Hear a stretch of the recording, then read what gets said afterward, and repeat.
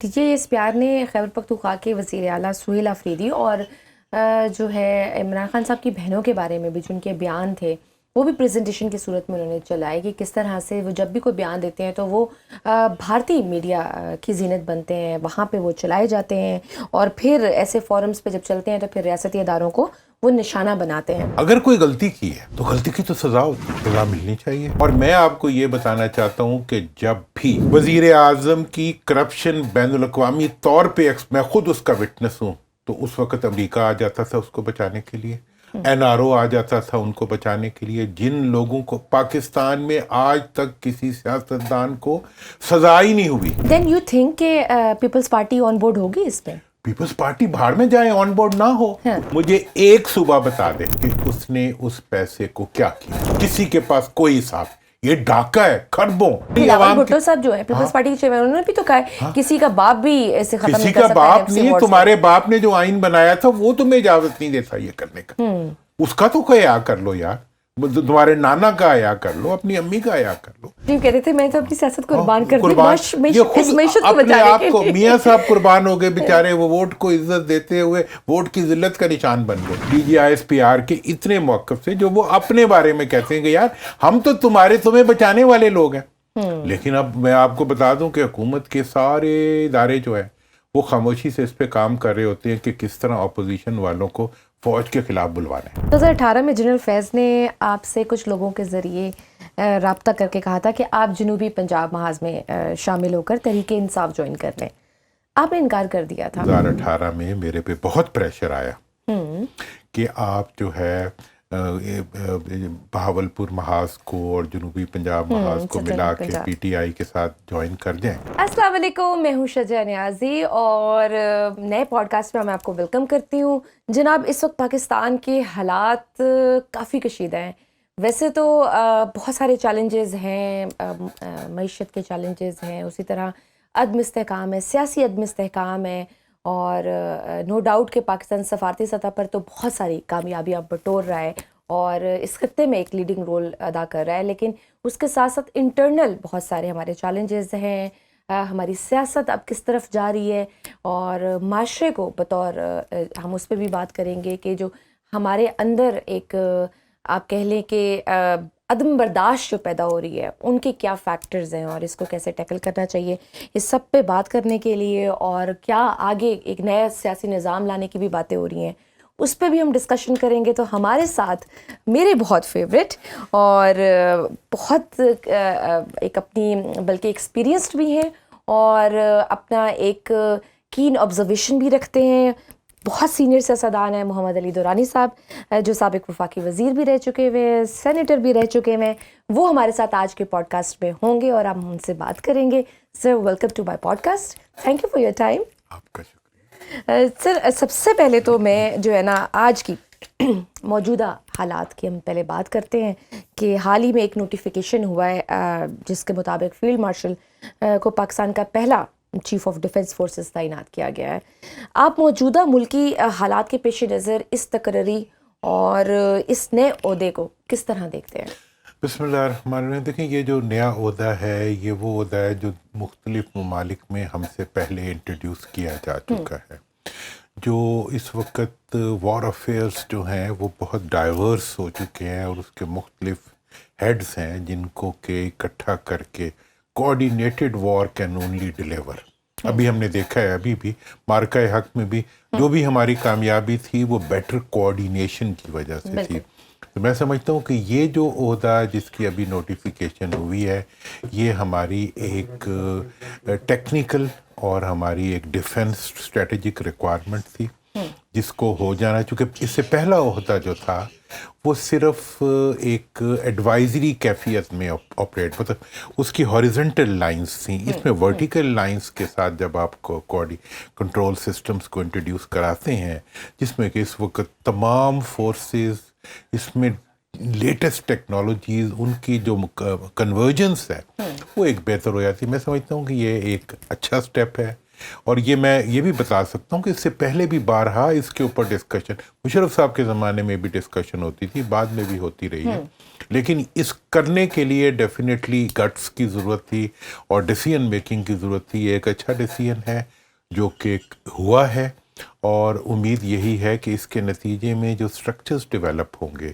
وہ پاکستان کی ڈیفنس اور پاکستان کی ڈیفنس کیپیبلٹیز کو مزید انہانس کریں گے, بیٹر کوآرڈینیٹ کریں گے اور فوکسڈ ہو کے چلیں گے. بالکل صحیح. سر گزشتہ دنوں D G I S P R نے بڑی ایک واضح اور ایک سخت پریس کانفرنس کی ہے, اور اس میں انہوں نے کہا ہے کہ اب کوئی سیاسی جو ہے شعبدہ بازی نہیں چلے گی. اندر بیٹھا شخص جو ہے وہ ذہنی مریض ہے اور قومی سلامتی کے لیے خطرہ بن چکی ہوئی ہے.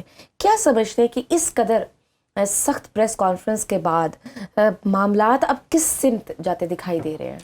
دیکھیں, ان کی پریس کانفرنس میں بعض چیزیں بڑی کلیئر تھیں. ایک تو جسے کہتے ہیں کہ پاکستان کی افواج, ان کے انٹرسٹس اور ان کی ڈگنیٹی اور ان کے بارے میں, اور اسپیشلی جو پاکستان کو چیلنجز اس وقت ہیں ان کے بارے میں ان کی بڑی ایک کلیئر اور میرا خیال ہے کہ بہت لاجیکل ان کی اپروچ تھی.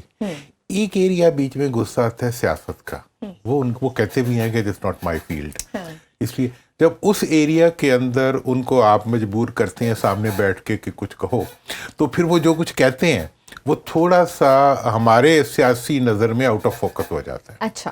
ہاں, اور لیگلی بھی آؤٹ. اب جیسے مطلب یہ ہے کہ میں کسی کو کہوں کہ جی وہ ذہنی مریض ہے, ہاں, وہ تو اس کا تو آپ نے عید کرا دیا, وہ جو کچھ بھی کرے وہ فری ہے. ہاں, مطلب ذہنی مریض ہو, مطلب یہ ہے کہ یہ ایک غصے کی ٹرم میں تو یہ اچھا ہے, لیکن ایک اتھارٹی اور ایک اسٹیٹس کی ٹرم میں اور لیگل ٹرم میں آپ بہت سپیس دے دیتے ہیں کسی دوسرے فرد کو جو آپ کی نظر میں کوئی غلطی کر رہا ہو. مطلب اس کی ہر غلطی معاف ہو جاتی ہے کہ یار وہ تو بیچارہ ہے ہی. تو اسی لحاظ سے جو پولیٹیکل کانٹینٹ ہے, اور وہ انہوں نے بار بار کہا بھی, میں نے بھی تھوڑا سنا, بار بار وہ کہہ رہے تھے پالیٹکس ہمارا تو وہ ڈومین ہی نہیں ہے, یہ تو ان کا ہے جن کا ہے.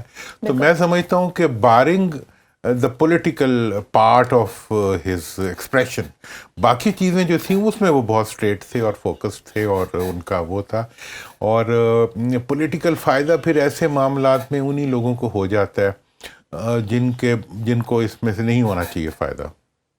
بالکل صحیح ہے. اچھا, D G S P R نے خیبر پختونخوا کے وزیر اعلیٰ سہیل آفریدی اور جو ہے عمران خان صاحب کی بہنوں کے بارے میں بھی جو ان کے بیان تھے وہ بھی پریزنٹیشن کی صورت میں انہوں نے چلائے کہ کس طرح سے وہ جب بھی کوئی بیان دیتے ہیں تو وہ بھارتی میڈیا کی زینت بنتے ہیں, وہاں پہ وہ چلائے جاتے ہیں, اور پھر ایسے فورمز پہ جب چلتے ہیں تو پھر ریاستی اداروں کو وہ نشانہ بناتے ہیں.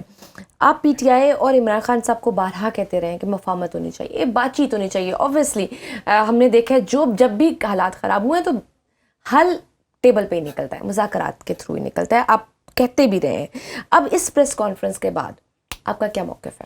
دیکھیں جی, میرا موقف تو مجھے آپ بے شک ہاٹ پلیٹ پہ بٹھا دیں یا آزاد بٹھا دیں, میرا موقف تو یہی رہے گا کہ آخری حل جو ہوتا ہے وہ بات چیت سے نکلتا ہے, مفاہمت سے نکلتا ہے ملک کے اندر. اچھا, اب یہ ہے کہ صحیح اور غلط جو ہے, غلط بات جو ہے اس کی سزا ہونی چاہیے, اور ملکوں جیسے جو نظام ہوتے ہیں ان کے اندر سزا ہوتی ہے, لیکن اسٹیٹمنٹ کانٹ بھی ہے سزا. میں آپ کو کہوں بہت ہی تم بری ہو نا, ہاں تم یہ بھی ہو, تم یہ بھی, اس سے آپ کا کیا بگڑے گا؟ کچھ بھی نہیں, بلکہ آپ کو زیادہ اٹینشن مل جائے گی, زیادہ فوکس مل جائے گا, آپ زیادہ مارجن لے سکتی ہیں کہ مجھے رسپونڈ کریں. میں جتنا بڑا آدمی ہوں گا اتنا بڑا آپ کا اسٹیٹس بن جائے گا. ہم تو جب کسی سے وہ پالیٹکس میں نا جب کسی کے خلاف بیان دینے لگتے ہیں تو ہم پہلے یہ سوچتے ہیں کہ یار اس کو فائدہ ہوگا یا نقصان ہوگا.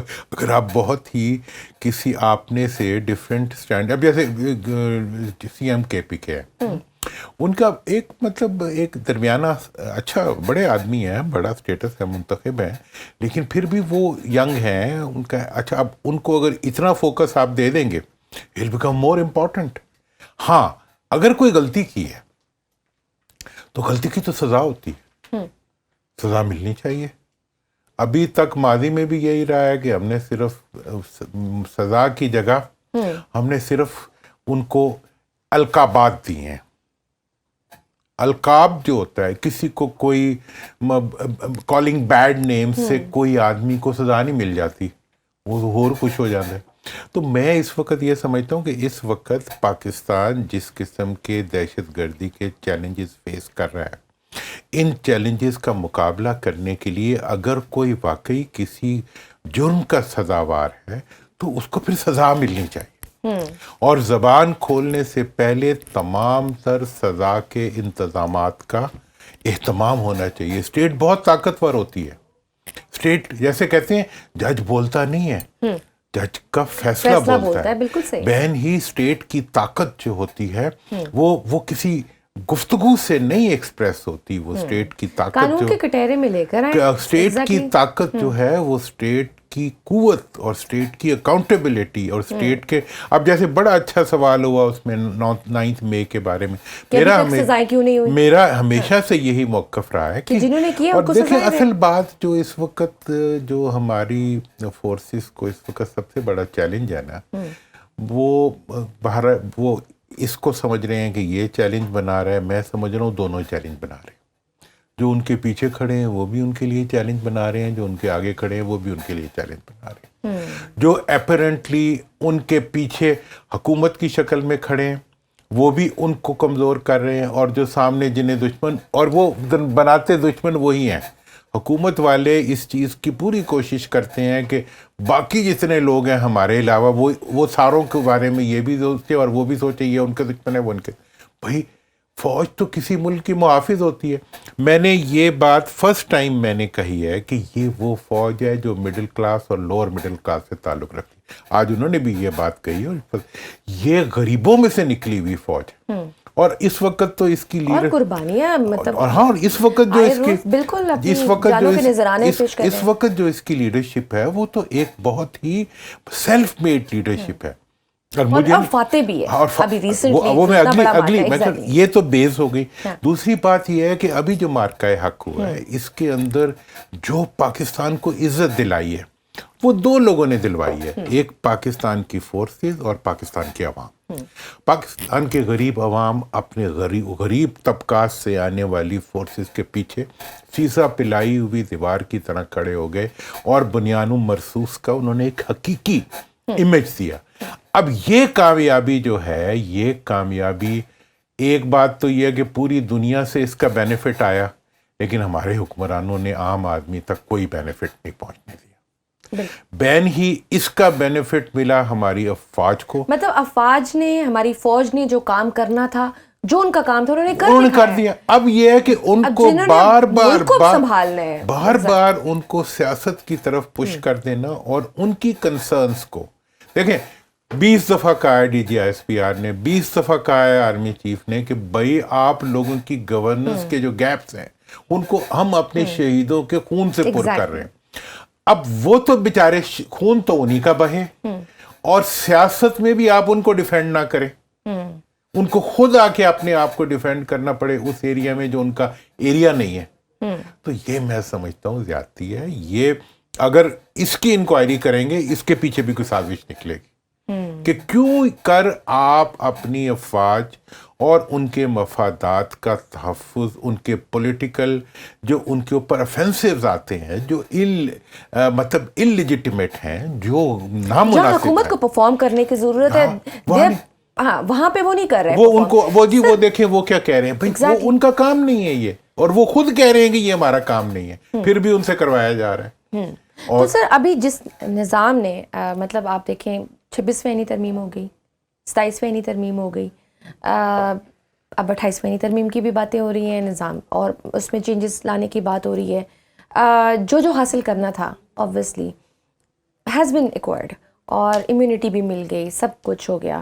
ڈونٹ یو تھنک کہ اب تھوڑا جو چاہیے تھا نظام کو وہ مل گیا ہے, تو اب تھوڑی سی نرمی دکھائی جائے؟ دیکھیں اب ملا کیا ہے, پہلے تو یہ میں اس پہ آپ کو کلیئر کر دوں. ملا یہ ہے کہ عوام کے محافظ اور اداروں کے محافظ جو تھے وہ عدلیہ تھے, اس کو انہوں نے کر دیا کمزور. اب یہ وہ میں بات کر رہا ہوں جو عام طور پہ نہیں کی جاتی. ابھی ان کا سب سے بڑا عدلیہ کے خلاف کیا کیس تھا، فلاں وزیر اعظم کو ہٹا دیا، فلاں وزیر اعظم کو ہٹا دیا، فلاں وزیر اعظم کو ہٹا دیا، سب نے اپنے اپنے ادوار میں کس استعمال کے کیا نا. اور جی کن کے کسی کے کہنے پہ ہٹا دیا. اور میں آپ کو یہ بتانا چاہتا ہوں کہ جب بھی کسی وزیر اعظم کی کرپشن بین الاقوامی طور پہ میں خود اس کا وٹنس ہوں، تو اس وقت امریکہ آ جاتا تھا اس کو بچانے کے لیے، این آر او آ جاتا تھا ان کو بچانے کے لیے. جن لوگوں کو پاکستان میں آج تک کسی سیاستدان کو سزا ہی نہیں ہوئی، کسی سیاستدان کو اس کے جرم کی سزا کوئی اور پاکستان کے اندر ڈاکے کی کوئی سزا نہیں ہے. 100 روپے کے نشان زدہ نوٹ کو لیتے ہوئے سپاہی پکڑا جاتا ہے. ڈاکے کوئی بڑا ڈاکو آج تک پاکستان کے اندر گرفتار نہیں. لیکن مرغی چور جو ہوگا نا، مرغی چور پکڑا جائے گا. اچھا جی، اب یہ ہے کہ انہوں نے عدالتوں کے اختیارات کو مزید کم کر کے اپنے آپ کو تو محفوظ کر لیا کہ جی ہم محفوظ ہو گئے. اچھا، اب یہ ہے کہ اور اس طرح 26ویں اور 27ویں ترمیم میں وہ تمام کانٹینٹ جو پبلک کو امپاور کرتا تھا اس کو انہوں نے نکلوا دیا. صرف اپنے 26ویں اور 27ویں ترمیم پہ اوپر ابھی وقت نہیں ہوتا کہ میں اس پہ بات کر سکوں. اس میں سب کچھ وہ ہوا ہے جس نے حکمرانوں کو کے اختیار کو مضبوط کیا ہے. اس میں سے فوج کو کچھ نہیں ملا، اس میں سے عوام کو کچھ نہیں، سب کچھ ایگزیکٹو کو ملے. اب آ جائیں، اب جو ہے 28ویں 27ویں 28ویں اور 29ویں ترمیم جو ہے اس میں کیا ہونا چاہیے. اب وقت ہے کہ اس کے اندر عوام کے لیے کچھ کیا جائے. یس، اور ابھی میں سمجھتا ہوں کہ اس وقت جتنا مرضی غصہ کرنا ہے، ہاں واقعی وہ ان کی زبانوں کی جوتیوں کے تلوے بننے چاہیے، وہ جنہوں نے عوام کو لوٹ لیا ہے. ان کے ہاتھوں پہ تلوے بننے چاہیے جنہوں نے عوام کو محکوم کر دیا ہے، جنہوں نے پاکستان کو بھکاری بنا دیا ہے، جنہوں نے ابھی کیا کہا ہے آئی ایم ایف نے کہ سارا کچھ تم لوٹ کے کھا گئے. اب تو میں یہ سمجھتا ہوں کہ 28ویں ترمیم جب آئے اس کے اندر این ایف سی ایوارڈ کا جو 56% ہے جو صوبوں کو بوریوں میں بھر کے چیف منسٹرز کو مل جاتا ہے، اس پیسے کو دینے سے پہلے اس کے ساتھ ایک لسٹ لگی ہونی چاہیے کہ کس تحصیل اور کس ضلع اور کس یونین کونسل کو کتنے پیسے تم نے دینے ہیں، کیونکہ یہ ان صوبائی حکومت کے چیف منسٹر کے پیسے نہیں ہیں، یہ وہاں کے عوام کے پیسے ہیں جو عوام تک جانے چاہیے. بین ہی اس وقت جو ہے لوکل باڈیز کا نظام جس کے بغیر جمہوریت مکمل نہیں ہوتی. نہیں، یہ ہم تو مر جائیں گے. وہ تو کریڈٹ گوز ٹو مشرف صاحب جو وہ تو ہر ایک منٹ میں مرنے پہ تیار ہو جاتے ہیں کہ ہم نہیں کریں گے، ہم این ایف سی ایوارڈ کے پیسے نہیں دیں گے، ہم اپنی جیبوں میں ڈالیں گے. ہم جی ہماری صوبائی خود مختاری عوام کو پیسے دینے سے کیسے متاثر ہو سکتی ہے؟ بالکل صحیح سر. نئے صوبوں پہ ایک اور موقف بھی میں سن رہی تھی کسی کا کہ وہ کہتے ہیں کہ instead of making new provinces ہمیں اپنے بلدیاتی نظام لوکل باڈیز کو اتنا اسٹرانگ کر لینا چاہیے، کیونکہ نئے صوبے بنیں گے اس کے لیے بھی بہت کچھ چاہیے ہوگا، پیسہ، ہر چیز. تو ابھی جو سوٹ کرتا ہے وہ ہے کہ اب اپنے لوکل باڈیز کو اسٹرانگ کریں، ان نیچے تک اختیارات لے کر آئیں. دیکھیں، ایک چیز جو ہوتی ہے وہ دوسرے چیز کی ریپلیسمنٹ نہیں ہوتی. میں تو ایک چیز سمجھتا ہوں کہ جو کچھ بھی ہونا چاہیے وہ آئین کے مطابق ہونا چاہیے. پہلی بات یہ ہے کہ لوکل باڈیز کا نظام کے بغیر دنیا میں کسی جمہوریت کا کوئی کانسیپٹ ٹھیک ہے جب تک. اور لوکل باڈیز کا وہ نظام جو کہ مرکز کی طرف سے پروٹیکٹڈ ہو، جو کہ اتنی ہی مدت کے لیے ہو جتنی مدت کے لیے صوبائی اور قومی اسمبلیاں ہوتی ہیں، اسی ایک ہی مدت کے لیے ہو، اس کو ایک ہی قانون کے تحت بنایا جائے اور اس کے الیکشنز اکٹھے ہو تاکہ جب وہ آئے. اور کوئی آج دیکھیں کیا حال ہے، جو اس کا میئر جو ہے وہاں کا نیو یارک کا وہ انڈیپینڈنٹ ہے. آپ دیکھیں کتنی بڑی پریزیڈنٹ اس کا کیا بگاڑ سکتا ہے. یہاں تو چیف منسٹر ایک اچھلتا ہے اور وہ کہتا ہے جی میں کسی کو نہیں چھوڑوں گا.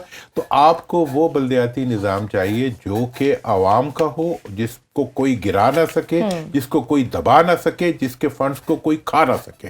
ایک دوسری چیز یہ ہے کہ اور اس کا مدت اتنی ہو کہ وہ صوبائی اور قومی اسمبلی کے ساتھ آئیں اور اس کے ساتھ ہی جائیں. یہ پہلی ریکوائرمنٹ ہے. جہاں تک صوبوں کا تعلق ہے، صوبے بننے کا ایک قانون موجود ہے آپ کے آئین کے اندر، اس کے تحت 2 صوبوں کے بارے میں صوبائی اسمبلی فیصلہ کر چکی ہوئی ہے یونینیمسلی پنجاب کی کہ پنجاب میں 2 نئے صوبے بننے چاہیے. بین ہی آپ کے KPK کی اسمبلی بھی جو ہے وہ بھی ہزارہ کو بنانے میں انٹرسٹڈ ہے. اور اگر کسی علاقے اگر کوئی صوبائی اسمبلی خود اپنے انتظامی یونٹ کو نئی شکل دینا چاہتی ہو، انڈیا میں 8 سے 32 ہو گئے، 35 ہو گئے، پوری دنیا میں نئے بنتے ہیں، چائنا میں نئے بنتے ہیں، یہاں کیا طوفان مرسو ہر منٹ پہ مرنے پہ تیار ہو بٹ جاتے ہیں. دین یو تھنک کہ پیپلز پارٹی آن بورڈ ہوگی اس پہ؟ پیپلز پارٹی بھاڑ میں جائے، آن بورڈ نہ ہو.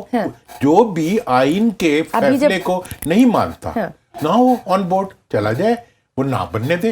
دیکھیں جی پنجاب کے اندر جب 2 صوبوں کا فیصلہ ہوا تھا، اس کو پیپلز پارٹی نے بھی ووٹ دیا تھا، نون نے بھی دیا تھا، سب پارٹیوں نے دیا تھا، اس لیے کہ عوام کا دباؤ تھا. کل کو جہاں جہاں سے عوام کا دباؤ اٹھے گا وہاں جو ہے وہاں پہ انہیں دینا پڑے گا، ورنہ ووٹ کس سے لیں گے؟ بالکل صحیح. تو اس لیے جو صوبوں کے لیے جو صوبے اپنے صوبے کے اندر نیا صوبہ بنانے کے لیے تیار ہیں، فوری طور پہ بننے چاہیے. اور یہ میں آپ کو بتا دوں کہ 18ویں ترمیم کی یہ کہتے ہیں جی کہ ہم نے پیسے تو لینے ہیں، 18ویں ترمیم کی اسپرٹ کو فالو نہیں کرنا. 18ویں ترمیم کی اسپرٹ کے تحت پنجاب کے اندر 2 صوبے نہ بنانا جن کو صوبائی اسمبلی نے پاس کیا ہوا ہے، وہ 18ویں ترمیم کی توہین ہے. بالکل. 2011 میں بھی تو یہ ہوا ہوا ہے نا، جی، جس میں کہ بھاولپور اور خیرپور کو 2012 میں یونینیمس ریزولوشن ہوا تھا بھاولپور اور جنوبی پنجاب کے. جی. اور آپ کو پتا ہے جب پاکستان کا پہلا آئین بنا تھا 1954 کا، اچھا، اس کے اندر پنجاب کے اندر بھاولپور صوبہ تھا، سندھ کے اندر خیرپور صوبہ تھا، اس کے اندر آئین کے اندر بعد میں کھا پی گئے. اب یہ جو ہے یہ جو مروسی آمریت ہے، یہ جو مروسی مارشل لا پاکستان میں لگ گئے ہیں، وہ نہیں چاہتے کہ پاکستان کے صوبے جو ہیں اس کے اندر بائیفرکیشنز ہوں، اچھی گورننس ہو. وہ کہتے ہیں ہمیں بڑا سا چاہیے صوبہ جس کو ہم بڑے طریقے سے لوٹ سکیں، ہمارا کچھ باہر بنے تو صحیح.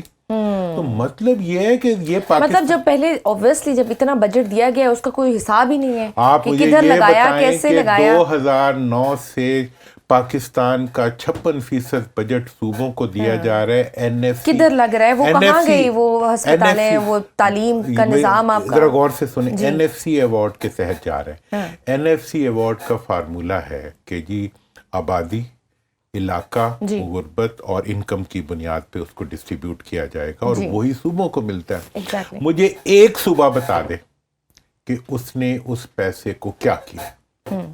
کسی کے پاس کوئی حساب. یہ ڈاکہ ہے، کھربوں ڈالر کا ڈاکہ ہے جو کہ عوام کی جیب پہ ڈال. میں واحد پارلیمنٹیرین ہوں جس نے 18ویں ترمیم کے اس امینڈمنٹ کو سپورٹ نہیں کیا تھا. جب میں کھڑا ہوا میں نے کہا جی آپ نے اگر دینا ہے چلو دے دو، پروویزو تو لگاؤ نا کہ اسی قانون کے تحت تقسیم کرو جس کے تحت تمہیں دیا جا رہا ہے. جس فارمولے کے تحت صوبہ یہ بوری بھر کے لے جا رہا ہے نیچے بھی تو تقسیم کرے. ایک اٹھ کے رضا ربانی صاحب تھے یا کون تھے، انہوں نے کہا جی کہ اس سے تو صوبائی خود مختاری متاثر ہوگی. میں نے کہا صوبائی خود مختاری چوری کا نام ہے. صوبائی خود مختاری عوام بھٹو صاحب جو ہے پیپلز پارٹی کے چیئرمین، انہوں نے بھی تو کہا ہے کسی کا باپ بھی ایسے ختم کسی نہیں کر کا سکتا. باپ نہیں، تمہارے باپ نے جو آئین بنایا تھا وہ تمہیں اجازت نہیں دیتا یہ کرنے کا. اس کا تو حیا کر لو یار، تمہارے نانا کا حیا کر لو، اپنی امی کا حیا کر لو. مطلب یہ کوئی طریقہ تو نہیں ہے کہ آپ جو ہے جو آپ چاہیں گے وہی ہوگا. تو اس لیے میں یہ سمجھتا ہوں کہ اس وقت اب عوام کو دیکھیں جی، ابھی کہتے ہیں ہائیبرڈ نظام ہے، میں مان لیتا ہوں ہائیبرڈ نظام، ٹھیک ہے. اس وقت تو کھلے عام ہم کہتے ہیں. اور سر اور تو اور خواجہ آصف صاحب مطلب ایسے جمہوری سیاسی لوگ، وہ لوگ بھی کھلے عام کہتے ہیں، مانتے ہیں کہ ہائیبرڈ نظام. میں اس طرف آ رہا ہوں جی، ہائیبرڈ نظام میں نے بھی مان لیا. اس وقت کا ہائیبرڈ نظام جو ہے وہ مروسی آمریت اور فوج کے درمیان ہے. ٹھیک ہے، مجھے لگ رہا ہے کہ اب بہت جلدی یہ ہائیبرڈ نظام جو ہے نا یہ عوام اور فوج کے درمیان بنے گا.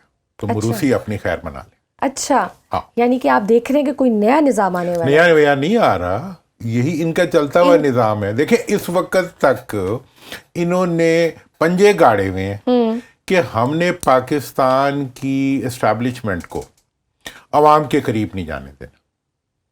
عوام اپوزیشن کے قریب نہیں جانے دینا, اپوزیشن سے ان کو دور رکھنا ہے. اس کے لیے ہر مطلب نون لیگ اور پیپلز پارٹی اسی نظام کے تحت چلتی رہے گی, بس وہ پرانی تنخواہ پہ دونوں کام کرتے رہیں ہاں, وہ دیکھیں جی ان کا تو سارے کا سارا یہ ہے کہ جی ہم پیدا ہوئے ہیں, یہ ملک ہمارا ہے, کیونکہ ہمارے بچوں کے بچوں کے بچوں کے بچوں کا ہے اور وہی رہیں گے. تو آج بھی D G I S P R یہی بات کہہ رہے تھے کہ فوج میں کوئی مروثیت نہیں ہے. تو میں اپنے بھائی کو کہوں گا کہ اس ملک میں بھی اس مروثیت کم وقت کو نکال دو, کیونکہ کوئی جمہوریت کا تصور نہیں ہے مروثیت کے ساتھ. وہ جمہوریت جو بچوں کو پیدائش کی بنیاد پہ ٹرانسفر ہوتی ہو, وہ جمہوریت ہم نہیں مانتے, اور میں کہہ رہا ہوں آئین بھی نہیں مانتا. سر کیسے ہو؟ ابھی جیسے کچھ عرصہ پہلے تک ہمیں یہ بتایا جا رہا تھا کہ یہ لوگ کرپٹ ہیں, یہ ان کی فائلیں ہیں, یہ ہمیں باقاعدہ کنونس کیا جا رہا تھا کہ ان سے زیادہ کرپٹ لوگ نہیں ہیں, اور پھر انہی کو دوبارہ لے آئے. دیکھیں جی ان کو لایا کون, کیوں لایا, وہ اپنے آپ کو خود سر گلا تو بس مجھے یہی ہے, کوئی اور لے, کسی اور کو لے آئے. میں یہ سمجھتا ہوں کہ جو کچھ ہوا ٹھیک ہے نا جی, جو نہیں ہوا اچھا وہ نہیں ہوا. ٹھیک ہے جی, میں سمجھتا ہوں کہ جی 8 فروری کے جو الیکشنز تھے ان کے نتائج نے مجھے حوصلہ دیا, کیونکہ اس کے نتیجے میں عوام نے اپنے آپ کو ایگزرٹ کیا تھا. میں یہ بھی بتا دوں کہ آئندہ بھی عوام ایگزرٹ کریں گے. لیکن ابھی ضمنی انتخابات میں تو ٹرن آؤٹ بہت کم تھا, تو یوزلی کم ہوتا ہے ایگزرٹ نہیں کیا, اسی لیے نہیں کیا انہوں نے بائیکاٹ. کیا مایوسی پھر؟ ہاں مایوسی. اچھا اب یہ ہے کہ کسی بھی وقت آئندہ جب بھی انتخابات ہوں گے تو اس میں یہ مروثی جو ہے, یہ میں آپ کو بتا دوں کہ اس وقت اتنا بڑا یہ ظلم کر رہے ہیں اپنے بچوں کے ساتھ, جن کے اقتدار کے لیے یہ سب کچھ کر رہے ہیں مروثی سیاستدان, کہ شاید اس میں سے ان کا اقتدار نکل آئے گا. میں سمجھتا ہوں کہ اس میں سے ان کی مستقبل کی سیاست ڈوب گئی ہے. انہوں نے اپنے آپ کو بچانے کے لیے اور اپنے اقتدار کو بچانے کے لیے, دیکھیں جی جو شہباز شریف کہتے تھے میں تو اپنی سیاست قربان کر دی یہ معیشت کو اپنے بچانے آپ کے کو, لیے. میاں صاحب قربان ہو گئے بیچارے, وہ ووٹ کو عزت دیتے ہوئے ووٹ کی ذلت کا نشان بن گئے. ابھی وہ ریسنٹلی ایکٹیو ہوئے ہیں نا سر, ایکٹیو ہوئے ہیں, تو اللہ کرے وہ وزیر اعظم بنے اور پھر ووٹ کو عزت دیں. لیکن میرا تو یہ ماننا ہے کہ اس وقت جو آپ کی پارٹیاں ہیں مین, جنہوں نے اس وقت حکومت بنائی ہوئی ہے, دیکھیں آپ کو پتہ ہے الیکشن سے پہلے خان صاحب کی حکومت تھی, 3-4 سال کی پرفارمنس کے بعد ان کو ٹکٹ دینے کے لیے کوئی نہیں ملتا تھا. اور آج یہ حال ہے کہ وہ سر اگر انہیں نہ نکالتے نہ ہٹاتے, آج یہ P T I would have been there, wouldn't it have آج been بھی there? اگر میں تو ہمیشہ سے یہ کہتا ہوں کہ آپ سیاسی شہید بنا دیا. کسی کو بیانوں کے ذریعے ختم نہیں کر سکتے. آپ اس کو آج کی حکومت پچھلے 3 سال سے بیٹھی ہوئی ہے ملا جلا کے, کیا اس میں سے گین کیا ہے انہوں نے؟ مطلب کوئی, ہم گلیوں میں پھرتے ہیں, کوئی ایک بندہ نہیں ملتا جو ان کے بارے میں کلمہ خیر کہتا پھر. تو سر ہم دیکھ رہے ہیں اوبویسلی ایک سیاسی عدم استحکام ہے, پھر معیشت کی حالت بھی بہت بری ہے, کوئی سرمایہ کاری آ نہیں رہی, یہ بھی ایک پریشر ہے, بوجھ کندھوں پہ بڑھ رہا ہے, ان کا بوجھ ان کا بڑھ رہا ہے کندھوں میں. اور دوسرا یہ کہ آپ دیکھیں کہ جو اندر بیٹھا ہے اس کی مقبولیت بھی کم نہیں ہو پا رہی. میں نے تو اس کے بارے میں آپ کو بتا دیا ہوا ہے تو کہ وہ اندر ہے, اس کی مقبولیت آزاد ہے. یہ بوجھ اٹھاتے رہیں گے, چل پائے گا اس طرح سے نظام, ملک چل پائے گا اس سے؟ یہ ہوتا ہی, یہ قانون کے خلاف. وہ لوگ جو عوام کے اندر پاپولر نہیں ہوتے, انہیں کوئی قوت اپنے کندھوں پہ ہمیشہ نہیں بٹھاتی. ٹھیک ہے جی, اچھا ہوا یہ 2-4 ترمیمیں ہو گئیں, اب ان کی یوٹیلیٹی آؤٹ لیو ہو گئی. اب میں سمجھتا ہوں کہ آگے کا جو سفر ہے وہ پاکستان کے عوام اور پاکستان کے اداروں کو پاکستان کے مفاد میں اگری کرتا ہوں آرمی چیف کے اسٹیٹمنٹ کے ساتھ کہ منڈے کے بعد ایک نئی مطلب امید طلوع ہوگی, اور میں یہ سمجھتا ہوں کہ نئی امید طلوع ہونی چاہیے. میں اس لیے طلوع ہونی چاہیے کہ وہ ایک غریب گھر سے آئے ہوئے فرد ہیں, اور میرا ابھی تک کی جو میری رپورٹس ہیں اس کے مطابق انہیں کوئی ایلیٹ بننے کا یا کہیں باہر جدادیں لینے کا یا پیسے بنانے کا کوئی شوق نظر نہیں آ رہا, اور یہ عمومی طور پہ یہ شوق اب ختم ہو رہا ہے ہمارے اداروں میں سے. تو اس بنیاد پہ میں یہ توقع کرتا ہوں کہ ان لوگوں کو بھی ختم کیا جائے گا جن کا سارا شوق ہی ملک سے باہر ہے. جن کا سارا شوق ان ہی سب کی جائیدادیں لے کر آئے سر. میں نے تو کہا ہے کہ پاکستان لے کر آئے, قرضے بھی اتر جائیں گے ہمارے, پاکستان کی مطلب ہماری نسلیں تک مقروض ہیں. پاکستان کی سیاست کی اصلاح کا ایک فارمولہ ہے, ان لوگوں کم از کم, ویسے تو لٹکنا چاہیے لیکن کم از کم اتنا ہے کہ ان لوگوں کو اقتدار کے حق سے محروم کر دیا جائے جن کی جائیدادیں ملک سے باہر ہیں, جن کے بزنس ملک کے باہر ہیں, جن کے مفادات ملک سے باہر ہیں. ان لوگوں کو جس دن آپ اقتدار سے بلیک لسٹ کر دیں گے تو اس کے بعد پاکستان کی ترقی جو ہے وہ واقعی اس طرح لیکن جائے گی. سر یہ کون کرے گا نا, جنہوں نے لیجسلیشن کرنی ہے صرف ان سب کی جائیدادیں باہر ہیں. وہ تو لیجسلیشن تو وہ اب اسی طرح کی کریں گے جس طرح کی انہیں کہیں گے آپ. اب بات یہ ہے کہ آپ نے اگر واقعی آپ چاہتے ہیں, دیکھیں آئی ایم ایف نے کیا کہا ہے, انہوں نے کہا یہ تو ایلیٹ کیپچر ہے. ایس آئی ایف سی کے انچارج کیا کہتے ہیں, وہ کہتے ہیں ہمیں کچھ کرنے ہی نہیں دیتے. بھائی اب تو وہ کہتے ہیں بچہ بچہ بوٹا بوٹا حال ہمارا جانے نہ جانے گولی نہ جانے. میاں صاحب نے نہیں پتا, باقی تو ساروں کو پتا ہے. تو اس لیے اب میں آپ کو یہ بتانا چاہتا ہوں, this is a high time now, high time کہ اب اگر ملک کو, جیسے آپ آج بات کی جا رہی ہے کہ اب ملک نے اوپر جانا ہے, میں بھی ایمان لانا چاہتا ہوں کہ ملک نے اوپر جانا ہے, لیکن ملک اس وقت اوپر جائے گا جب ملک کو لوٹنے والے جو ہیں زمین کے نیچے جائیں گے. یہ سر کسی بھی قوم میں جو ایک امید ہے نا, دیٹ از ویری امپورٹنٹ. مطلب مجھے لگتا ہے کہ اگر امید زندہ ہے نا تو پھر آپ دیکھیے امید کے یہ ڈونٹ یو تھنک کہ وقت کے ساتھ مدھم ہوتی جا رہی ہے, اس کو مطلب اس کو جگائے رکھنا کتنا ضروری ہے, یہ کیسے پاسبل ہے؟ جس طرح کا برین ڈرین ہو رہا ہے, لوگ مایوس ہو کے یہاں کے حالات سے, بے روزگاری ہے, معیشت کے حالات برے ہیں, آزادی اظہار پہ قدغن ہے بہت زیادہ, تو یہ تو مزید مایوسی ہی پھیلائے گا. تو آپ کو پتہ ہے کہ مایوسی سے تو مزید لوگ پھر برین ڈرین ہو کے باہر جا رہے ہیں, آپ کا پورا اثاثہ باہر جا رہا ہے. دیکھیں آپ کا جو یہ سوال ہے نا, اس وقت مایوسی جو ہے, دیکھیں مایوسی سے نکلنے کے لیے کم عقلی کی ضرورت نہیں ہوتی, عقل اور دانش کی ضرورت ہوتی ہے. یہ تو میں اپوزیشن والوں کو بھی کہنا چاہوں گا کہ بھائی میں نے بس لڑنا ہے اور صرف لڑنا ہے, لڑنے سے تو کچھ نہیں ملتا. آپ نے اسٹریٹجائز کرنا ہوتا ہے. اگر آپ اسٹریٹجائز نہیں کریں گے تو پھر عوام خود اسٹریٹجائز کریں گے, قدرت اسٹریٹجائز کرے گی. اس وقت میں نہیں سمجھتا کہ آپ ملک کی افواج, ملک کے اداروں سے لڑ کے ملک کا کوئی فائدہ کر سکتے ہیں. اس وقت آپ نے اگر لڑنا ہے تو ان لٹیروں سے لڑیں جس نے ملک کو یہاں تک پہنچا دیا ہے, پہلی بات. دوسرا آپ کا اس کے اوپر موقف یہ ہے کہ وہ تو یہاں آ ہی نہیں سکتے تھے اگر وہ لوگ ان کا ساتھ نہ دیتے. ٹھیک ہے نا جی. اب مجھے یہ بتائیں کہ کیا مجرم بڑا ہوتا ہے یا اگر بیٹر آپ کسی کو کہہ رہے ہیں وہ بڑا ہوتا ہے؟ اوبویسلی مجرم. بھائی آپ پہلے مجرم کو تو سارٹ آؤٹ کرو. میں انہیں ہمیشہ یہی کہتا ہوں, مجھے تو الفاظ نہیں سمجھ آتے, انہیں تو بس صرف اور صرف ٹویٹ ہی کرنی ہوتی ہے اور کچھ نہیں کرنا ہوتا. بھائی آپ نے اگر کرکٹ میں کسی کو آؤٹ کرنا ہے, آپ تو خود کرکٹ کے پلیئر ہیں, تو آپ ریفری کے سر میں بال مارو گے یا کرکٹ کے بال اس پہ بیٹ پہ بال مارو گے؟ اس وقت لڑنا چھوڑ دیں.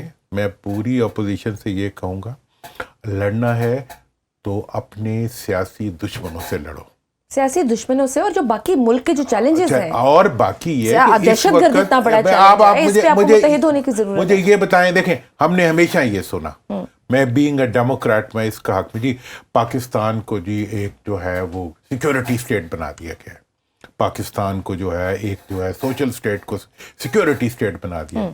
اب جب انڈیا جیسا بدماش آپ کے اوپر آ کے پڑا تو کس نے آپ کو بتایا؟ آپ کی سیکورٹی نے آپ کو بچایا. کس نے آپ کو عزت دی؟ آپ کی سیکورٹی نے آپ کو عزت دی. آپ کے گھروں کا حفاظت آپ کی سیکورٹی نے کی نا. آپ کیوں نہیں اس چیز کو مان لیتے کہ یہ وہ ایریا نہیں ہے جس میں آپ کو جا کے خام خواہ انگلی دینی چاہیے, خام کا پنگا لینا چاہیے, خام کا چھیڑ چھاڑ کرنی چاہیے. آپ کو اس ایریا میں آگے بڑھنا چاہیے جو آپ کا ہے. پاکستان کی تباہی کا سب سے بڑا ذمہ دار, میں آپ کو بتاؤں, ایک وقت تھا کہ پاکستان کی ایک بہت بڑی لیڈر تھیں, ان کو فوراً کورٹ سے سزا ہونے جا رہی تھی. میں اس وقت خود حکومت میں تھا. اس وقت ہمارے اوپر آ کے امریکہ کا ڈنڈا پڑا, اور ہماری لیڈرشپ اس کے آگے جھک گئی اور ہمیں NRO کرنا پڑا جس میں یہ سب تو چوٹ چلیے گئے. ہاں بالکل یہ NRO زدہ لیڈر جو ہیں یہ سارے کے سارے جو ہیں یہ ہمارے حکمران ہیں, ان کو کوئی ہاتھ نہیں لگا سکتا, ان کے بچوں کے بچوں کے بچوں کو اقتدار سے کوئی ہٹا نہیں سکتا. سارے ان کے یہ قوم کے بڑے نہیں ہیں, یہ اپنے گھر کے بڑے ہیں, یہ اپنی یہ پاکستان کے محافظ نہیں ہیں, یہ اپنے جائیدادوں کے محافظ ہیں. جو پاکستان کے محافظ ہیں وہ اچھے ہیں برے ہیں, آپ کو ٹھیک لگتے نہیں لگتے, ان کو تو کم از کم چھوڑ دو یار, آگے بڑھو. میں اس معاملے میں اگری کرتا ہوں DGISPR کے اتنے موقف سے جو وہ اپنے بارے میں کہتے ہیں کہ یار ہم تو تمہیں بچانے والے لوگ ہیں. لیکن اب میں آپ کو بتا دوں کہ حکومت کے سارے ادارے جو ہیں وہ خاموشی سے اس پہ کام کر رہے ہوتے ہیں کہ کس طرح اپوزیشن والوں کو فوج کے خلاف بلوانا ہے. ان کو سوٹ کرتا ہے نا obviously.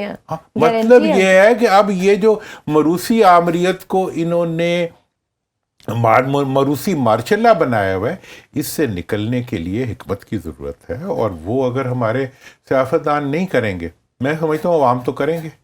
اس لیے عوام کو اس الجھاؤ میں سے نکالنا یہ ہماری, اور میں تو یہ بات کرتا رہوں گا کہ ہمارے اصل مجرم جو ہیں ہمارے وہ سیاستدان ہیں جنہوں نے اس ملک کے اندر اپنی مروثیت کو قائم کرنے کے لیے ملک کو لوٹ لیا ہے, ملک کے وسائل کو عوام تک نہیں پہنچنے دیا, ملک کے اقتدار کو عوام تک نہیں پہنچنے دیا, ملک کی ترقی کو عوام تک نہیں پہنچنے دیا. کوئی کوشش آپ کر لیں وہ عوام تک نہیں جانے دیتے. وہ مجرم نہیں ہے, آپ کو وہ مجرم نظر آ رہے ہیں جن کے خلاف آپ ٹویٹ کر رہے ہیں. That's not on. بالکل صحیح سر. حالیہ دنوں ابصار عالم صاحب نے بھی ایک ولاگ کیا تھا اور پھر وہ بھی کافی ٹاک آف دا ٹاؤن رہا, جس میں انہوں نے کہا کہ حکومت کا کہنا ہے کہ وہ اسٹیبلشمنٹ کی خواہشات پوری کر کر کے تھک چکی ہے اور ان کی کمر ٹوٹ گئی ہے. پھر کئی صحافیوں نے یہ بھی کہا کہ نواز شریف صاحب دوبارہ سے ان ہو رہے ہیں, فعال ہو رہے ہیں. پھر ان کے ہم نے دیکھے بیانات بھی آئے اور پھر یہ بات بھی آئی کہ سول ملٹری تعلقات یا وہ ون پیج سو کالڈ جو ہم کہتے ہیں وہ بھی کہیں پھٹنے کو تیار ہے. دیکھیں ابھی کچھ ایسی باتیں ہیں جو کہ میں کہوں گا کچھ لوگ ناراض ہوں گے, خواہشات ہیں نہیں مطلب وہ کہ جی یہ جو اس وقت سارا ایک کیوٹک سچویشن بنائی تھی یہ حکومت نے خود بنائی تھی. اچھا آج آپ کہیں نہیں جی وہ تو ادھر کی ضرورت تھی ادھر کی ضرورت تھی, یہ سب کہانی ہے, یہ ان کی ضرورت تھی. یہ ہمیشہ جو ہے ان کا حکمت یہ ایک ہاتھ سے لگاتے ہیں ایک ہاتھ سے بجاتے ہیں, ایک حق میں بات کرتا ہے ایک مخالفت میں بات کرتا ہے. میں سمجھتا ہوں کہ جو ابصار نے کہا ہے بڑی اچھی بات کی ہے. اگر کمر ٹوٹ گئی ہے تو خدا کے لیے جا کے بیڈ پہ لیٹ جاؤ, اچھا ہماری جان چھوڑ دو, یہ ملک چلتا رہے گا. اور اس وقت جو جتنے بھی ہمارے پاس آتے ہیں نا ایکسپرٹس دنیا کے, وہ کہتے ہیں یہ FBR بند کر دو تو پاکستان کی انکم 100 گنا بڑھ جائے گی. مطلب ان حکمرانوں سے اس ملک کو نجات دے دو, ان کی بیڈ گورننس سے, ان کی لوٹ گورننس سے, ان کی مطلب پیسوں کو ملک سے باہر لے جانے کی گورننس سے آپ ملک کو آزاد کرا دیں, ملک ترقی کر جائے گا. یہ تو سب سے بڑی لائبلٹی ہے اس وقت ملک کی.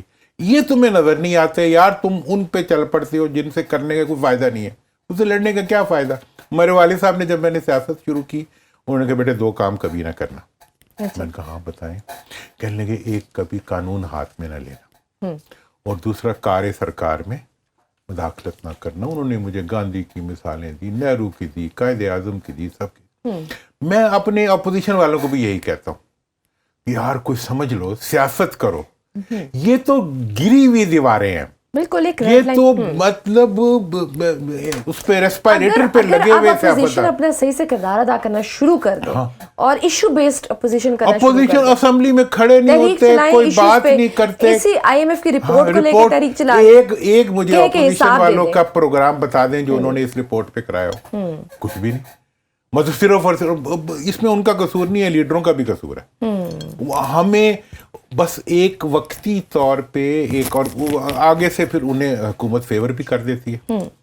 حکومت جو ہے وہ پوری کوشش کر کے مینپولیٹ کرتی ہے اور وہ پوری اسٹیبلشمنٹ کو ان کے اگینسٹ بلواتی ہے. پھر بلوا کے ایک ہو ہا بن جاتے ہیں. مطلب آج 2-2.5 گھنٹے جو ہے ایک ہی بندہ ڈسکس ہوتا رہا بلا وجہ. ٹھیک ہے جی, کوئی فائدہ ہی نہیں ہوا اس کا. جنوں کو ڈسکس ہونا چاہیے, IMF کی رپورٹ کو ڈسکس ہونا چاہیے, وہ ہے ہی نہیں. مطلب یہ ہے کہ یہ سب کچھ یہ جو ریئل ایشوز کی ویسے انفارچونیٹلی ویسے ہم میڈیا والوں کا بھی یہ ہے کہ ہم بھی سیاست پہ ہی زیادہ تر باتیں کرتے رہتے ہیں جو ریئل ایشوز ہیں. ڈی جی آئی اسپیار نے بھی ویسے اپنی پریس کانفرنس میں یہی کہا تھا کہ جو ریئل ایشوز ان پہ بات کرنے کی ضرورت ہے. وہ بیچارے کہہ رہے تھے, اصل میں باتیں ان کی اکثر ٹھیک تھیں, بس جہاں وہ سیاست آ جاتی تھی وہاں ایکسس خراب ہو جاتا تھا. سر وہ ان کا سبجیکٹ نہیں, وہ سبجیکٹ نہیں ہے, اور بڑی جائز بات ہے. اس کے باوجود ان کو کمپیل کیا. کل کیا وزیروں کی بھی یہی پریس کانفرنس تھی نا, اب انہوں نے پریس کانفرنس کی ہوگی, پھر انہوں نے پتہ کیا کہا ہوگا جا کے, میں ابھی پریڈکٹ کر دیتا ہوں. سر دیکھیں ہم نے تو کر دیا, لیکن جب آپ بات کرتے ہیں نا تو پھر عوام کو سمجھ آتی ہے. تو سر آپ ضرور بات کریں. مشرف صاحب اس کو بہت دفعہ, میرا خود اپنا ایکسپیرینس ہے, میں انہیں کہتا تھا سر اس ایشو پہ آپ کیوں بولتے ہیں, دس از ناٹ یور ایشو, دہشت گردی وغیرہ افراد کے نام. تو وہ پھر کہتے تھے اچھا میں نہیں بولوں گا, اگلے دن پھر بول دیتے تھے. میں نے کہا سر آپ نے پھر وہی بات کر دی. کہتے تھے یار وہ سب میرے پاس آئے تھے, وہ کہتے آپ بولے سر جب آپ بولتے ہیں تو عوام کو سمجھ آ جاتی ہے. یہی چکر چلاتے ہیں, پھنساتے ہیں اختیار کو, کہ سر جب آپ بات کرتے ہیں سب کو سمجھ آ جاتی ہے, میڈیا اس کو اتھارٹی کے ساتھ جاتی ہے, میڈیا صحیح سپن دیتا ہے. بھائی آپ کی کچھ ملک کا بھی فائدہ سوچ لو, کچھ ملک کے دیکھو, ہمارا دفاع ہے یہ. ہم نے میں آج تعریف کرتا ہوں اگر یہ جو آپ نے نیا اسٹرکچر بنایا ہے اس کا, اس وجہ سے کہ اس میں ہمارا انٹرسٹ ہے. بالکل میں اس سے کیوں لڑوں جو بہرحال آخری میرا سہارا ہے, میں اس سے نہیں لڑوں گا. نہیں ڈیفینیٹلی. اور اب جو 28ویں ترمیم میں جو چیزیں آ رہی ہیں وہ اب 28ویں اس میں عوام کے فائدے کی ساری باتیں, اور اللہ کرے وہ ہو جائے. یہ توجہ ہٹانا چاہتے ہیں. یہ کہتے ہیں 28ویں ترمیم کے بجائے پارٹیوں پہ پابندیاں لگنی شروع ہو جائیں. ایک اور 28ویں ترمیم کے بجائے گورنر راج لگنا شروع ہو جائے. گورنر راج پہ ذرا بتائیں کہ ہیں کوئی چانسز؟ آج بھی انہوں نے کہا حکومت چاہے تو دیکھیں, میں آپ کو بتا رہا ہوں کہ وہ تو حکومت کی طرف ہی بھیج رہے ہیں. حکومت تو ضرور چاہے گی لگے. وہ چاہتے ہیں کہ آپ کو سیاسی ریفارمیشن کا موقع ہی نہ ملے, پولیٹیکل ریفارمز کا اس ملک میں موقع ہی نہ آئے. ہم ملک کے اندر وہ ٹکراؤ پیدا کر دیں جس ٹکراؤ کی وجہ سے عوام کے ایشوز دبے رہیں. یہ ان کا آبجیکٹو ہے. سب سے بڑی ورنہ کیا یار, وہ بیچارہ سی ایم کے پی کے, وہ ایک مطلب فائنانس منسٹر کے طور پہ آپ کے فائنانس منسٹر کے ساتھ جا کے بیٹھا ہوا تھا. ہی ول ڈیفینیٹلی کوآپریٹ. علی امین بھی پورا کوآپریشن کر رہا تھا. لیکن اب مطلب یہ ہے کہ بیچ میں سے ویز مجھے پتا ہے کون سا ادارہ کہاں پہ آ کے, وہ سکھوں کی جب وہاں چل رہی تھی نا تحریک, تو وہ انڈیا نے جب ان کو ختم کرنا تھا تو انہوں نے ایک ہی کام کیا تھا, مجھے خود انہوں نے بتایا سکھوں نے, کہ انہیں آپس میں بھیڑا دیا کہ یہ اس کے خلاف ہے, یہ او جی وہ تو اس سے ملا ہوا ہے, وہ تو حکومت سے ملا ہوا ہے. آپس میں پوری قوم کو آپس میں بھیڑا رہے ہیں اور اپنی چوری کو چھپا رہے ہیں. اب ہم تو کہتے رہیں گے حق بات, تم سنتی رہو گی. بالکل صحیح ہے سر. ایک خبر یہ تھی کہ 2018 میں جنرل فیض نے آپ سے کچھ لوگوں کے ذریعے رابطہ کر کے کہا تھا کہ آپ جنوبی پنجاب محاذ میں شامل ہو کر تحریک انصاف جوائن کر لیں. آپ نے انکار کر دیا تھا. کس نے آپ سے رابطہ کیا تھا, کیا مطالبہ تھا, اور آپ نے انکار کیوں کیا تھا؟ تھوڑا سا ذرا معذرت. دیکھیں میرا تو بڑا کلیئر سی بات ہے میرے پہ, حالانکہ آپ کی کافی ساری چیزیں پی ٹی آئی سے ملتی بھی ہیں, اور لیکن پھر آپ نے شمولیت بھی نہیں کی. کیا ریزن تھی میرا پی ٹی آئی جب آپ نے پاسبان تحریک سموئی؟ میں نے انیشلی ان کے ساتھ بہت تعاون کیا, لیکن میرا پرابلم یہ ہے کہ میں ایک الٹیمیٹلی پولیٹیکل اور ڈیموکریٹک مائنڈ کے ساتھ چلتا ہوں. تو مجھے ان کی لیڈرشپ میں وہ پولیٹیکل وزڈم نظر نہیں آ رہا تھا جس کو میں فالو کر سکتا. اچھا. اس وجہ سے جب 2018 میں میرے پہ بہت پریشر آیا کہ آپ جو ہے بہاولپور محاذ کو اور جنوبی پنجاب محاذ کو ملا کے پی ٹی آئی کے ساتھ جوائن کر جائیں, میں نے اس کو ریزسٹ کیا. صرف انکار نہیں کیا, ریزسٹ کیا. اس کی وجہ سے میرے پہ پریشر بھی آیا, لیکن کوئی بات نہیں, ہمارے اپنے ہی ادارے ہیں, ان کا پریشر تھا, میں نے پیار سے اس کو ڈیفلیکٹ کیا. لیکن میرا یہ ایک کنسیڈرڈ اوپینین تھی کہ, اور پھر آپ نے دیکھ بھی لیا کہ ہم نے گورننس کے جو گیپس دیکھے پاکستان کے اندر, وہ بھی ہم نے عجوبہ ہی دیکھے نا. ٹھیک ہے نا جی. تو اس لحاظ سے اب آج کی پاپولیرٹی جو ہے اس کی, آپ ہر چیز کے پروز اینڈ کونز ہوتے ہیں, کچھ اچھی چیزیں بھی ہوتی ہیں, کچھ بری چیزیں بھی ہوتی ہیں. اب دیکھیں میں نے ابھی پچھلے دنوں میں نے یہ بات کی تھی, میں نے کہا پاکستان کے 2 سیاسی لیڈر جو ہے نا وہ بڑے بہادر ہیں, میں ان سے امپریسڈ ہوں. ان کا جی کون کون؟ میں نے کہا جی ایک میاں نواز شریف صاحب اور عمران خان صاحب. اچھا. میاں صاحب نے کتنے بولڈ سٹانس لیے ہیں, لیکن اب بچوں کے ہاتھوں بیچارے مطلب ڈھیر ہو گئے. اسی طرح خان صاحب نے ابھی بھی اڑے ہوئے ہیں ایک چیز کے اوپر, ٹھیک ہے جی, وہ ان کی, اور اسی اڑاؤ نے ان کو وہاں کھڑا کیا ہوا ہے جہاں وہ آج کھڑے ہوئے. لیکن اب پرابلم یہ ہے کہ اس اڑاؤ سے کچھ آگے نہیں نکل رہا.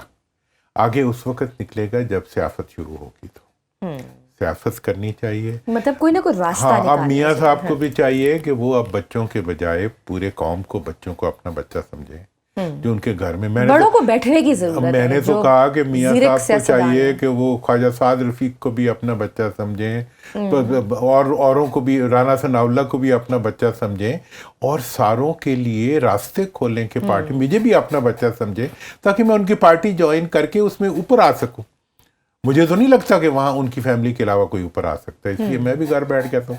میں بہت پسند کرتا ہوں مطلب جو فیمیل لیڈرشپ ہوتی ہے ان کی اہلیت. لیکن دیٹ از این انفارچونیٹ نا کہ آپ ان لیکن پارٹیز میں آپ اوپر نہیں, ایک پروسیس عام انسان کا بچہ اوپر نہیں آ سکتا اوپر نہیں آ until unless میں کوئی بہت بڑی جاگیردار نہیں, جاگیردار کے علاوہ اب تو جاگیرداری بھی رہ گئی نا, اب تو جاگیرداری بھی رہ گئی. پولیٹیکل بیک گراؤنڈ, بڑے بڑے جاگیردار بھی نوکروں کی طرح کھڑے ہوتے ہیں پیچھے بچوں کے. لیکن اب بلاول صاحب میرے بچوں کی طرح ہے, بیوی سے میرا اتنا اچھا, مطلب بیوی میرے پروگرامز میں آئی ہیں, انہوں نے بہت عزت دی ہے. لیکن اب یہ ہے کہ ان کو عزت دینے کا مطلب یہ تو نہیں ہے کہ میں عقل کو اپنی ذلت دے دوں. میں نے عقل کو بھی تو دیکھنا ہے کہ کس کی کتنی عقل ہے, اس کے مطابق چلوں گا. تو لہٰذا اس ساری سچویشن میں جو اس وقت کی صورتحال ہے وہ یہ ڈیمانڈ کرتی ہے کہ آپ ملک کے اندر مروسی کی جگہ حقیقی جمہوریت لائیں. کاش یہ پارٹیاں ایسا کر لیتی تو آج عمران صاحب کا ایشو ہی نہ ہوتا. آج بھی اگر آپ ان دو پی ڈی ایم کو اسٹیبلشمنٹ اپنے گلے سے اتار دے تو سب عمران خان سے زیادہ پاپولر یہ اسٹیبلشمنٹ ہوگی. بالکل. لیکن وہ اب جب تک ان کو کندھے پہ بٹھائی رکھیں لائبلٹی بن چکے ہوئے ابھی بھی. ہاں, وہ کہتے ہیں نا, وہ ایک واقعہ ہے بڑا اچھا, وہ جب ضیاء صاحب تھے نا تو وہ کہنے لگے جی کہ وہ جہنم میں لوگ گئے تو سارے لیڈر جو تھے نا وہ اتنا جو تھا نا وہ آگ میں ڈوبے ہوئے تھے. تو ضیاء صاحب کے ٹخنوں تک آگ تھی صرف نا. تو لوگوں نے پوچھا ضیاء صاحب آپ نے بھی کوئی کمی تو نہیں کی؟ تو ایوب خان بیچارہ یہاں تک یا خان آپ اوپر ہی اتنے. انہوں نے کہا چپ کر جاؤ, نیچے میرے جنیجو ہے. اب جو ہے کہ یہ انہوں نے تو مطلب اپنی آگ کو جو ہے خود بڑھایا ہے. بالکل صحیح ہے سر. آپ نے ایک انٹرویو میں یہ بھی کہا تھا کہ آپ بہت رسپیکٹ کرتے ہیں جو بھی خواتین سیاسی جد و جہد کرتی ہیں, اور آپ نے جو ہے مرحومہ کلثوم نواز صاحبہ کو آپ نے کہا تھا کہ آپ ان سے بڑے متاثر ہیں, یو آر ویری انسپائرڈ. لیکن پھر انہی کی گاڑی کو مشرف دور میں کرین سے اٹھایا گیا تھا. کتنی بڑی حماقت تھی. مطلب بعد میں ہم جب بیٹھتے تھے تو ہم پوچھتے تھے ہسٹورک تو ہم نے کیڑا عقل مند سے جنہیں گھڑی چک لی. مطلب یہ نہیں, ایون ابھی آپ ان کو دیکھیں, مریم کو دیکھیں کہ جب میاں صاحب کے اوپر ہارڈ ٹائم آیا ہی واز بولڈ انف. اور میں نے آپ کو بتایا پاسبان میں نا میں نے مظلوموں کے ساتھ بہت کام کیا. میرا ایک بڑا اسٹرینج ایکسپیرینس, اگر کوئی مدعی کوئی خاتون ہوتی تھی وہ اپنے بچے, اپنے میاں, اپنے باپ, اپنے بھائی کے اوپر کوئی کمپرومائز نہیں کرتی تھی آخری وقت تک. یہاں پہ کرباٹ سے لیکن میں بے شمار مثالیں دے سکتا ہوں. مدعی بیچارہ جب مرد ہوتا تھا نا, جب اس کا ٹیمپو بند, ہم مظلوم کے ساتھ کھڑے ہوتے تھے تو اس کا جب زور بنتا تھا تو لوگ آ کے منت کرتے تھے تو وہ معاف کر دیتے تھے. عورت معاف نہیں کرتی. اس لیے یہ اس کا ایک پلس پوائنٹ ہے. اس نے بچوں کو پالا ہوتا ہے, بچوں کو اسٹرانگ ہے زیادہ. تو اس لیے یہ عورت کی پازیٹیوٹی ہے. لیکن یہ جس وقت کسی سسٹم میں آ جاتی ہے, جب ڈیموکریٹک پروسیس میں آ جاتی ہے تو وہ ایک اسٹرینتھ بن جاتی ہے. اگر اس بیچاری کے پیچھے مروثیت باندھ دیں گے تو وہ خود گہنا جائے گی. دیکھیں وہ آئیں سیاست میں اپنا اندرا گاندھی صاحبہ, پہلے نہیں آئیں, ہار گئیں, جیت گئیں, پھر آئیں, پھر گئیں. ٹھیک ہے, مطلب یہ ایک ڈیموکریٹک پروسیس ہوتا ہے. اگر پیدائش کی بنیاد پہ آپ لوگوں کو لانا شروع کر دیں اور چھوٹے چھوٹے کاکے کھڑے ہو جائیں اور وہ انگلیاں ہلا کے جو ہے بابے بیچارے پیچھے کھڑے ہوں عقل والے, تو یہ اس سے معاملہ نہیں چلتا. یہ اب خود سمجھنے کی باتیں ہیں. بالکل ٹھیک. اچھا اب ہم افغانستان اور طالبان کی ذرا بات کر لیتے ہیں. اس حوالے سے آپ کی ذاتی تجربہ کاری بھی ہے, بہت اہم ہے. آپ افغانستان میں جہاد کے لیے بھی گئے تھے اور گلبدین حکمت یار سے ملاقات کی اور پھر ہتھیاروں کی ٹریننگ بھی لی. آخر ایسی کیا وجہ تھی کہ آپ نے یہ ڈیسیجن لیا کہ میں جو ہے نا آپ روس کے خلاف لڑنے کے لیے آپ جہاد جو کریں گے؟ لیٹ 70s کے بعد جو ٹائم تھا اس میں ایک سپریشن رشیا کا بہت بڑا تھا. ایک اس کے بارے میں ایک بہت بڑا ایک امپریشن پایا جاتا تھا دنیا میں سپریشن کا, اور وہ کرتے بھی تھے. افغانستان کے اندر جتنا بارود رشیا نے پھینکا ہے اتنا تو کبھی ہم نے لوگوں کی چیتھڑے جو ہے وہ دیواروں کے ساتھ اور پہاڑوں کے ساتھ لٹکتے ہوئے دیکھے. اتنا بارود وہ پھینکتے تھے. اس کے اگینسٹ ایک ریئیکشن تھا بینگ اے ینگ پرسن, اور وہ پورا علاقہ اس میں انوالو تھا اور ہم لوگ بھی اس میں انوالو رہے. لیکن بعد میں پھر ہم نے دکھ بھی اٹھائے. ہم نے دیکھا جن لیڈروں کے لیے ہم سب کچھ کر رہے تھے, میں نے بہت ہائی لیول پہ آپریٹ کیا ہوا ہے. مطلب کوئی لیڈر ایسا نہیں ہے جس سے میرا ذاتی تعلق نہیں تھا. پورا افغانستان میں نے پیدل پھرا ہوا ہے. اس کے بعد میں یہ کہہ رہا ہوں کہ جب میرا دل ٹوٹا, میں نے جب دیکھا کہ جب رشیا نکل گیا تو بجائے اس کے سب اکٹھے ہو کے افغانستان کی تعمیر کے لیے کام کرنا, آپس میں لڑنا شروع کر. مطلب کابل کو اتنا نقصان روسیوں نے نہیں پہنچایا جتنا ہم نے خود بم مار مار کے اس کو. تو پھر میں ڈسکریج ہو گیا. ٹھیک ہے جی, میرے ریلیجس ٹرینڈس تھے, ٹھیک ہے نا جی, تو میں پھر اس میں سے ودرا کر کے پھر ہم نے ڈیموکریٹک. تو پھر وہاں کیا صورتحال تھی؟ آپ دیکھیں جی ہمارا کس طرح کی ٹریننگ دی گئی, کہاں سے کون فنڈ کرتا تھا, کون اسلحہ دیتا تھا؟ اور یہ جو ایک چیز تھی کہ شروع سے ہی کہ جی طالبان جو ہے وہ امریکہ کی پراکسی تھے, آپ سمجھتے تھے؟ دیکھیں طالبان سے پہلے جو ٹریننگ کا سلسلہ شروع کیا تھا وہ بھٹو صاحب نے کروایا تھا, کیونکہ وہ افغانستان کی جو اس وقت کی گورنمنٹ تھی وہ پاکستان کے کو ٹف ٹائم دیتی تھی, تو اس کو ٹف ٹائم دینے کے لیے انہوں نے وہاں سے لوگوں کو بلایا. ان کو جرمن ان کے استاد تھے جنہوں نے ان کو ٹریننگ دی, حکمت یار صاحب, ربانی صاحب, یہ سب لوگ اس وقت آئے. انہوں نے ٹریننگ لی اور اس کے بعد انہوں نے وہاں ریزسٹنس جنریٹ کی. جس ریزسٹنس نے الٹیمیٹلی رشیا کو وہاں ڈیفیٹ دی. ٹھیک ہے نا جی, تو یہ اسی ریزسٹنس کا ہم بھی حصہ تھے. ہم ان سب کے دوست تھے. مطلب یہ انجینئر صاحب بہت میرے گھر رہتے تھے آ کے, ہم نے بہت ان کے, اسی طرح ربانی صاحب کا تھا, سیاف صاحب, یہ سب بڑے اس وقت کے بڑے پرومیننٹ لیڈرز تھے. ہماری ان سے دوستی تھی بچوں بھائیوں کی طرح آپس میں ہمیں. لیکن یہ ایک سائیڈ آف دا پکچر ہے. ان کی قربانیوں کو میں بہت رسپیکٹ کرتا ہوں, لیکن باہر یہ ہے کہ جب ڈیلیوری کا ٹائم آیا اس وقت سب کی ذاتیں آ گئیں, تو ہمیں بھی دکھ ہوا. میں تو اپنی ٹوٹی ہوئی گاڑی میں جو ہے ہر ہفتے جایا کرتا تھا نوکری سے نکل کے افغانستان. ٹھیک ہے نا جی. تو پھر آپ کے خیال میں یہ جو اب اتنے سارے گروپس بن گئے ہیں وہاں پر, اور ایون امیر کی بیعت پر بھی اختلاف ہوا, تو آپ کو کیا لگتا ہے یہ اندرونی لڑائیاں ڈالرز کی وجہ سے تھیں, کوئی نظریاتی اختلافات تھے, اقتدار کی وجہ سے تھے؟ مطلب جس پرپز کے لیے وہ لڑائی آپ نے اتنی بڑی جنگ لڑی, اس کے بعد اتنے اختلافات کے اتنے گروپس بن گئے. لیکن دونوں چیزیں نہیں تھی, نہ جمہوریت تھی اور نہ اسلام تھا. دیکھو اسلام کی روح سے تو ایک امیر چاہیے ہوتا ہے, وہ مانتے نہیں تھے. اگر ڈیموکریٹک پروسیس ہو تو عوام کو ماننا پڑتا ہے, وہ بھی نہیں مانتے تھے. ہمارا بھی یہی حال ہے نا. مطلب یہ ہے کہ آپ نہ جمہوریت کو مانتے ہیں اور نہ ہی آپ اسلام کو مانتے ہیں, تو پھر بعد میں تو ذاتی مفاد ہی رہ جاتے ہیں, بچے رہ جاتے ہیں, پیسے رہ جاتے ہیں, ذاتی مفادات رہ جاتے ہیں. جب یہ ضرورت ہوتی ہے پھر ہماری طرح کے لوگ واپس گھر میں آ کے اپنے ملک میں بیٹھ جاتے ہیں, ہم آ کے بیٹھ. اور آپ نے کوشش بھی کی کہ مختلف گروپس کی درمیان سے اختلافات ختم کر کے صلح کرائی جائے. میں آپ کو یہ بتا رہا ہوں, ایک دفعہ میں کابل سے سروبی جا رہا تھا. کابل میں ربانی صاحب کی حکومت تھی, سروبی میں حکمت یار صاحب کی تھی, تو ہم ان کے اندر صلح کی کوشش کر رہے تھے. تو ان کا ہمیں انہوں نے الاؤ کیا ہوا تھا, ہم دونوں سارا دن ایک دوسرے پہ بم پھینکتے تھے. تو شام کے وقت ہم مغرب سے تھوڑا پہلے ہم ادھر سے کابل کی سائڈ سے سروبی کی سائڈ پہ جا رہے تھے, تو رستے میں ہم رک گئے. ایک جگہ مغرب کی نماز کا ٹائم ہو گیا, تو دونوں طرف کی جو مسجدیں تھیں نا ان سے آواز آ رہی تھی لاؤڈ اسپیکروں کی. اچھا. ادھر سے جو کابل والی حکومت تھی, ادھر سے سروبی کی حکومت. تو وہ دونوں جو دعا مانگ رہے تھے نا, وہ ایک ہی دعا تھی کہ اسلام کے دشمنوں کو تم ذلت اور رسوائی دے مارے رب. دونوں طرف ایک دوسرے کے لیے بددعائیں نکالیں. مطلب یہ ہے کہ مطلب وہی اللہ, وہی قرآن, وہی نماز, اور ایک دوسرے کے خلاف. تو یہ چیزیں جو تھی یہ ہمارا دل تو توڑتی تھی نا. ہم نے وہاں قربانیاں دیکھی تھی لوگوں کی. تو پھر مسئلہ اور اختلاف کیا تھا, مطلب نہیں سارٹ آؤٹ ہو سکا مسئلہ وہی اختلاف تھا جو ہمیں نظر آتا ہے آج بھی, ذاتی مفادات. اور دیکھیں دنیا کو, جو بیرونی دنیا, میں نے آپ کو بتایا نا کہ جب پاکستان میں اگر کسی بڑے کو کرپشن کی بنیاد کے اوپر سزا ملنے لگے تو امریکہ اس کو بچانے کے لیے آ جاتا ہے.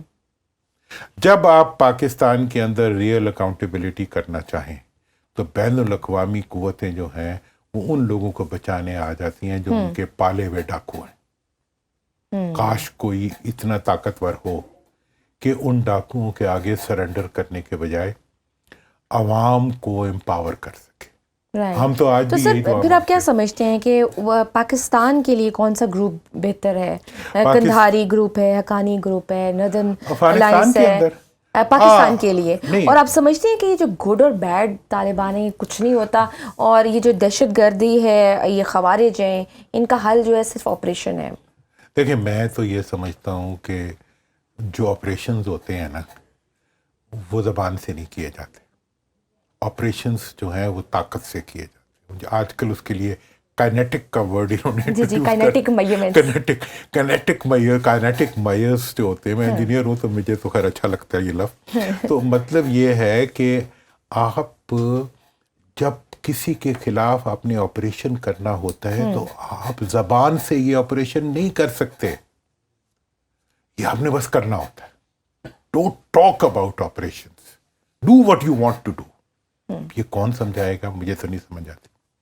ہاں جہاں تک سوال ہے زبان کا استعمال ایک ہی ہوتا ہے کہ اس سے آپ اپنے دوست پیدا کرتے ہیں. زبان کو دشمن پیدا کرنے کے لیے استعمال نہ کریں. دشمنوں کو طاقت کے ذریعے ختم کیا جا سکتا ہے. کوئی دشمن جو ہے وہ اچھی گفتگو سن کے آپ کا نہیں بنتا, بری گفتگو سے آپ کا دوست بھی آپ کا دشمن بن سکتا ہے. میری بات کوئی میں سمجھا پاؤں یا نہ سمجھا پاؤں, لیکن میں یہ سمجھتا ہوں کہ اس وقت دنیا کے اندر اب کیا کر رہے ہیں بیچارے ٹرمپ صاحب, مطلب زبان کے زیادہ استعمال کی وجہ سے وہ اپنے لیے مشکلات ہی پیدا کر رہے ہیں. اب برٹشرز ہیں وہ بولتے بھی نہیں ہیں اور 100 سال آگے کی پلاننگ بھی کرتے ہیں. ویسے وہ کہہ رہے تھے کہ میں پاکستان اور یہ افغانستان کا مسئلہ حل کرا سکتا ہوں. بھائی چپ کریں گے تو کرائیں گے نا, ٹویٹیں کر کے تو اپنا بھی بڑا کریں. بھائی میں آپ کو بتاؤں, امریکہ میں ٹرمپ صاحب نے امریکہ کی جو بنیاد تھی اس کو ہلا دیا, جیسے مودی صاحب نے انڈیا کی بنیاد کو ہلا دیا. انڈیا کی بنیاد سیکولرزم تھی, مودی نے اس کو تباہ کر دیا. اور امریکہ کی بنیاد جو تھی وہ انکلوسیونیس تھی, اس نے اس کی انکلوسیونیس کو تباہ کر کے تاریخ نے سائیکل نے چلنا ہوتا ہے, آگے یہی چل رہا ہے. تو میں آج کے لیے پاکستان کے ریفرنس سے میرا یہ خیال ہے کہ ہمیں بالکل ٹالریٹ نہیں کرنا چاہیے ان قوتوں کو جو پاکستان کے اندر کسی قسم کی دہشت گردی میں ملوث ہوں, لیکن ان کا علاج بولنا نہیں ہے, آپریشن بولے بغیر بولتے کیوں ہو, ان کو کٹ لگاؤ, ان کی نسلیں ختم کر دو, ہمیں کوئی اعتراض نہیں ہے. لیکن اگر تم پریس کانفرنس کے ذریعے کسی دہشت گرد کو ڈیل کرنا چاہو گے, آئی ایم سوری, میں میڈیا کی کمیونیکیشن کا پاکستان میں بچے ہوئے لوگوں میں بابا ہوں, میں پولیٹیکل اسٹریٹجی کا بابا ہوں.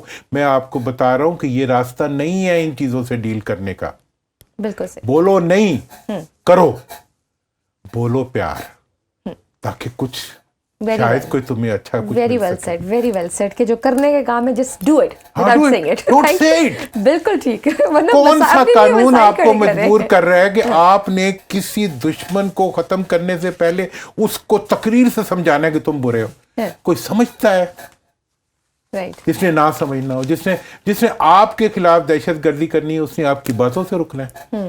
اور آپ کی کائنیٹک اور جناب ڈائنامک اور فلانے یار کیوں زبان کو خراب کرتے ہو؟ Don't waste your energy, do it. Thank you so much sir, بہت مزہ آیا. ابھی بھی لگ رہا ہے کہ کچھ نہ کچھ رہ گیا ہے اور بہت سارے ٹاپکس پہ ابھی بھی بات ہونی تھی, لیکن وقت کی کمی کے باعث مجھے آپ سے اجازت لینی ہے. Thank you so much for your time, بہت مزہ آیا. آئی ہوپ آپ سب کو بھی بہت مزہ آیا ہوگا. That's all for today. اللہ حافظ.